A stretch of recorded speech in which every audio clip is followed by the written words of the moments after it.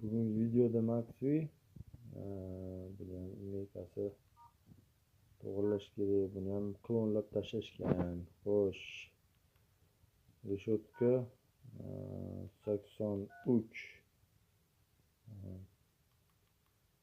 reshetka звездочка 8378, reshetka 1 va yana reshetka.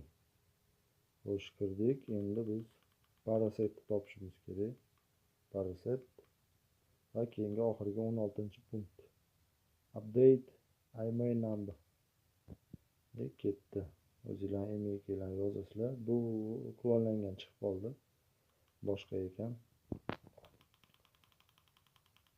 Bu o'chirib o'zini naklikasini orqasidagi emailni to'g'irlab registratsiya qilamiz bo'ldi.